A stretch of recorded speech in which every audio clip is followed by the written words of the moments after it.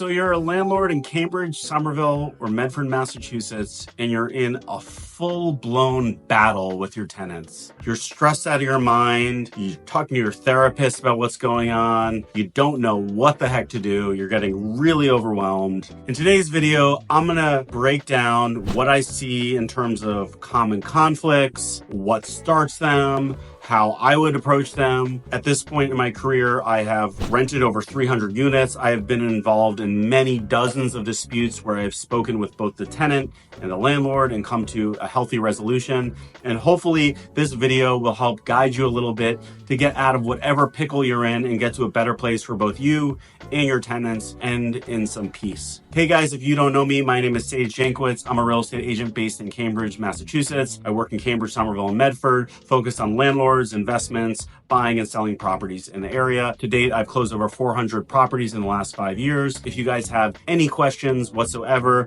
make sure you hit me up on my calendar link in the description below. And if you like these videos, please take a second to subscribe. Now let's get into the video. So I think a good place to start for this particular video is really, where is your mindset as a landlord in terms of your relationship to your tenants? I have found over the years that there's often one of three mindsets as a landlord that will often, but not always, but often lead to a dispute. And so let me just quickly kind of go over these for you guys. The first one that I often will see as a landlord, do you have a mindset where you see a tenant as basically a money-making machine? You know, I see some landlords where they're really big into the spreadsheets and they look at the numbers and they're very focused on their profits, which is all good and well and an important aspect of being a landlord and an investor. But if you look at your tenant strictly as a number and not a person, and you come from that point of view, you're going to create problems. Tenants are people just like anyone else. And, you know, the reality is you have a very important role as a landlord. You're providing housing to your tenants. You're providing a roof over their head. And there's a certain standard that's expected every single person that lives in a home. And so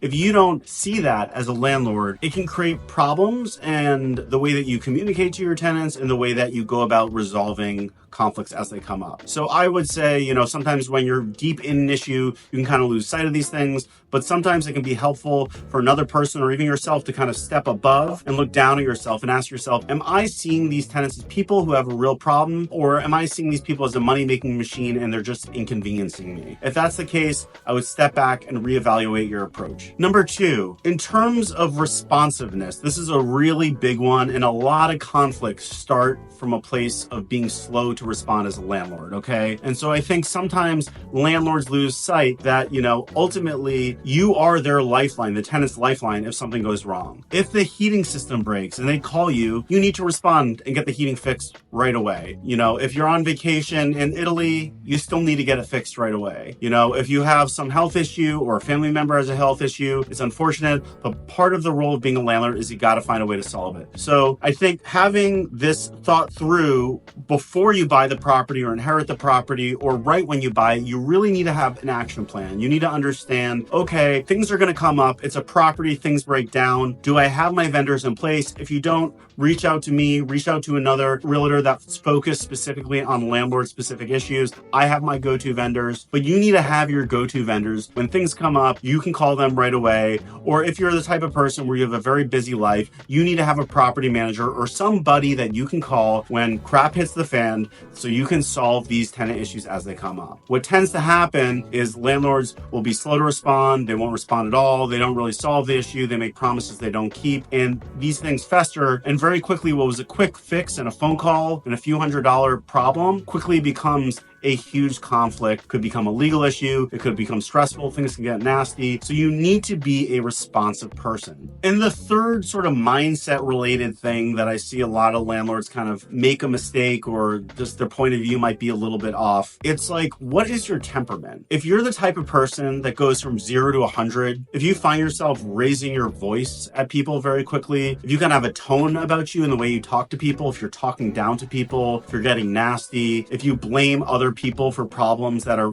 truly outside their control, you're going to create a problem. And oftentimes it's a situation where it's actually a non-issue, very solvable, and actually a problem is created out of the way you're talking to people. So I think that if you're a landlord and maybe there's a temperament thing going on where you're always angry and you're yelling at people a lot, you need to either A, figure out a way to control your emotions a little better and get your emotions in check. B, I've seen this actually is a very successful solution for these type of landlords. Maybe you have a partner who is a little bit more calm and cool, collected, to let them be the main voice. You can be in the background chatting with your partner, but let someone else, a partner, a friend, someone else, a property manager, do most of that direct communication with the tenant. That's another good solution. Or three, you might ultimately recognize that, this is part of what the landlord job is, and it may just not be for you, in which case maybe consider just selling the property, taking the money, and doing something else with things. So I think that's a really important thing to think about. So now that we kind of talked about some points of views from landlords where I've seen things get bad quick, and hopefully there's some more awareness around it, let's kind of shift into, why you're probably watching this video, which is, okay, Sage, I can work on these things. I can work on my point of view potentially, but maybe your tenant's just being wildly unreasonable. Or maybe you're in the middle of a conflict and you're there. Okay, what do we do now? Well, the first thing I tell a lot of clients that they must be aware of, and you may be aware of already, is Massachusetts is a very tenant-friendly state. It is what it is. The laws very much break for tenants in a lot of different legal scenarios. And so you as a landlord need to understand that. And so if you're going to invest in Massachusetts and buy multifamily properties, you have to understand that when legal disputes come up, it's usually not in your best interest, if you have a legal dispute with a tenant, to go down that legal road. Meaning it's usually not worth hiring an attorney in the vast majority of cases. The result is when you hire an attorney for a tenant landlord dispute, at a minimum, you're probably going to spend between $2,000 and $5,000 for that attorney's services, whether it's going through an eviction process or some other correspondence with tenants. And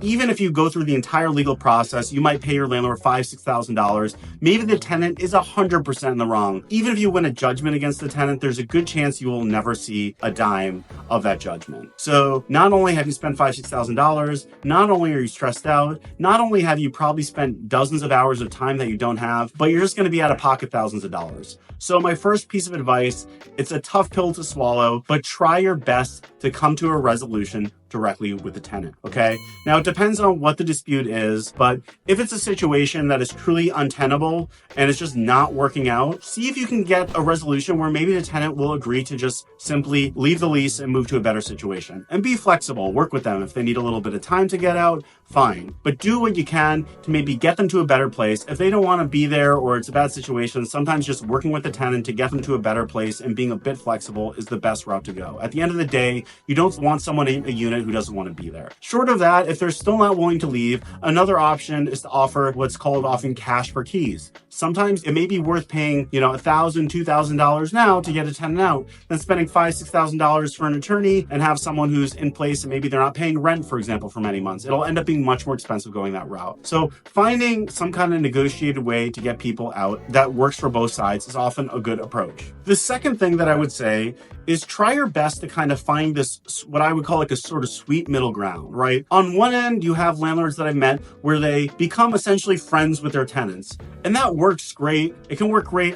Seen this happen many times. A landlord becomes basically friends with a tenant. They've been living there 5, 10 years. And sometimes it can work great the whole way through. And if that's you, that's awesome. But what can happen is what happens if you need to move back in, but you feel like you're friends with the tenant into that unit, or a family member needs to move back into that unit, or you need to sell and they need to leave on short notice, or something else changes in your situation. If you're a little too close to the tenant, it can create problems, okay? On the other end, if you create an adversarial relationship with your tenant, you create a situation where problems blossom out of nothingness. So you really need to find sort of a sweet middle ground where you're reasonable, you're friendly, you act in good faith, you try and agree to little things, requests that are reasonable. You take care of all the must-do big things, like when heating breaks, when a fridge breaks, you do it in a timely fashion. And then for things that are a little bit unreasonable, you set some boundaries up there, okay? And finally, I would just add, don't come in guns blazing when a conflict comes up. You really need to focus on the rational.